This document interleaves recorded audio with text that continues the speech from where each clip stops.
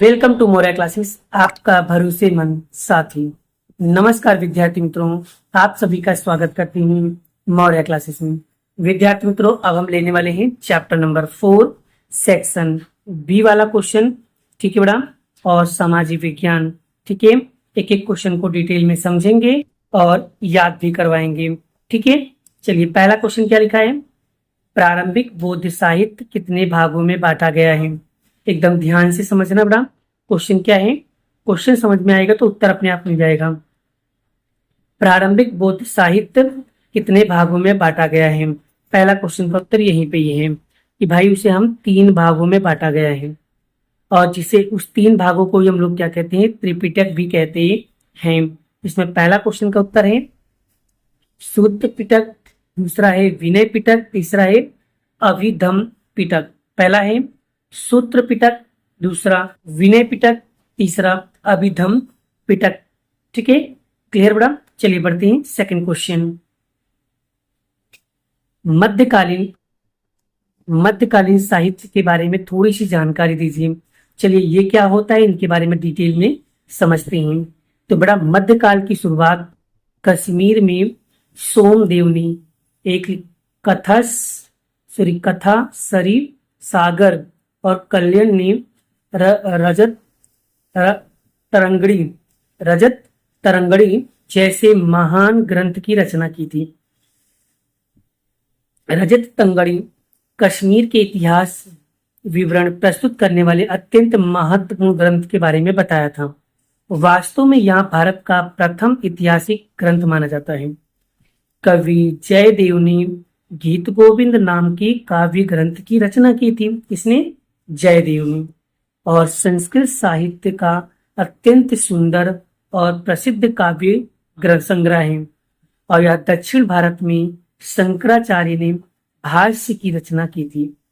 दक्षिण भारत में शंकराचार्य ने भाष्य की और जयदेव ने गीत गोविंद की और सोमदेव ने कथक सरी सागर और रजत तरंगड़ी जैसे महान ग्रंथों की रचना की थी।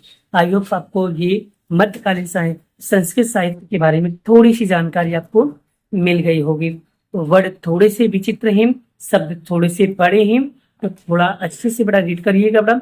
गलतियां होने की संभावना होती हैं। जैसे हमसे गलती हो रही है वैसे आपसे भी गलतियां हो सकती हैं। स्वाभाविक है, इंसान है तो गलतियां तो होगी बेटा। ठीक है, बट ट्राई करना सारी चीजें जल्दी याद हो जाए। ठीक है बेटा, आप देखो क्वेश्चन बना बना के अगर आप याद करोगे तो जरूर और जल्दी याद होगा। ठीक है, आगे हम बात करते हैं प्राचीन साहित्य प्राचीन भारत की साहित्य ऋग्वेद के बारे में जानकारी दीजिए। चलिए समझाता हूँ ऋग्वेद कौन है, क्या है, किस तरीके से, वो सारी चीजों के बारे में समझाता हूँ।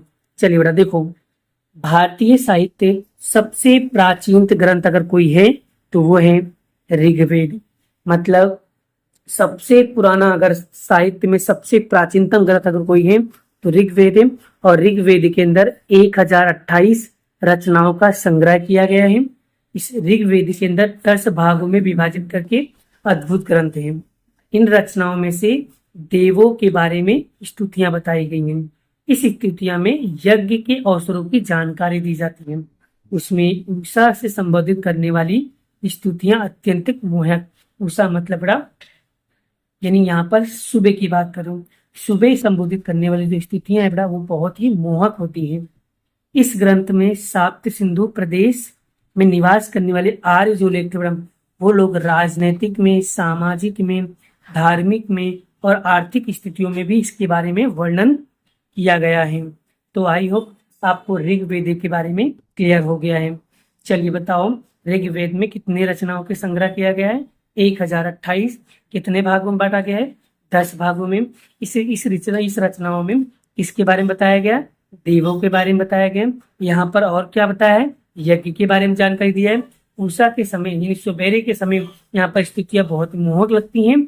और यह ग्रंथ सप्त सिंधु प्रदेश में निवास करने वाले जो आर्य प्रजा थी वो लोग राजनीतिक, सामाजिक, धार्मिक और आर्थिक में भी इसका वर्णन किया गया है। नेक्स्ट बड़ा यजुर्वेद के बारे में जानकारी दीजिए। यजुर्वेद यह यज्ञ का वेद कहलाता है। यजुर्वेद जो है वो यज्ञ का वेद कहलाता है। यहाँ पर वेद का गद्य और पद्य स्वरूप में निर्मित होता है। कौन से यहाँ जो वेद है वो गद्य और पद्य दोनों में निर्मित किया गया है बेटा। देखो यहाँ पर गद्य पद्य थोड़ा सा गलत लिखा हुआ है, ध्यान से समझना बेटा। गद्य और पद्य स्वरूप में निर्मित किया गया है। उसमें यज्ञ के समय बोले जाने वाले मंत्रों, क्रियाओं और विधियों का वर्णन किया गया है। किसके बारे में? यजुर्वेद के बारे में। ठीक है बेटा, यजुर्वेद वेद कहलाता है, यज्ञ का वेद कहलाता है। इसमें गद्य और पद्य का निर्मित किया गया है।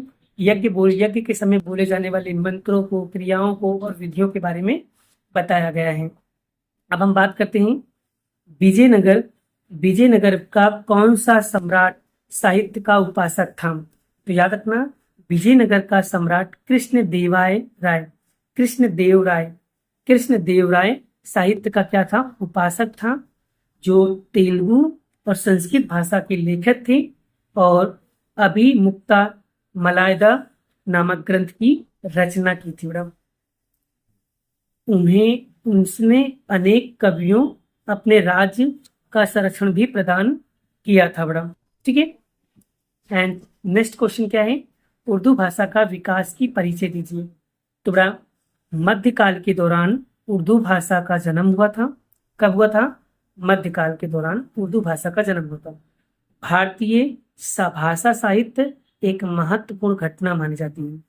उर्दू भाषा विकास तेजी से हुआ और धीरे धीरे साहित्यिक भाषा में भी इसका विकास हुआ।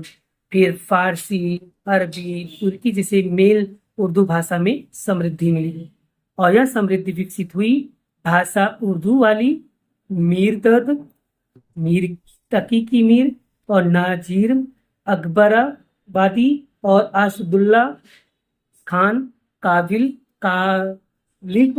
कालिब महान कवि थे।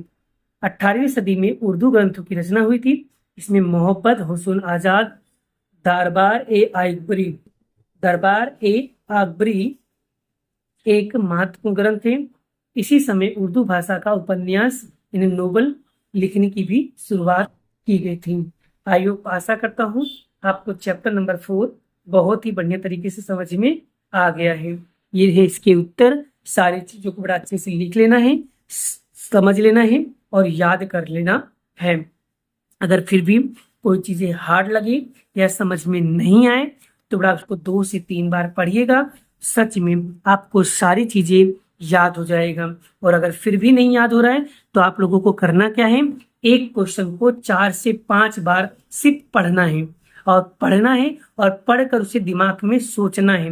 क्या करना है? सोचना है और फिर उसको दोहराना है। और फिर अगर नहीं याद होता है फिर मुझे आके बोलिएगा कि सर आपने जो कहा वो बिल्कुल नहीं हुआ। तो आप कमेंट में आकर के जो भी आपको बोलना है बोल सकते हो, कोई दिक्कत की बात नहीं है। तो बड़ा जिस तरीके से मैंने चैप्टर नंबर 4 खत्म किया है उसी तरीके से नेक्स्ट वीडियो में आपको चैप्टर नंबर 5 लाने वाला हूँ। अभी के लिए इतना ही, मिलते हैं नेक्स्ट वीडियो में नेक्स्ट लेक्चर के साथ। राधे राधे, जय श्री कृष्ण। जय श्री कृष्ण।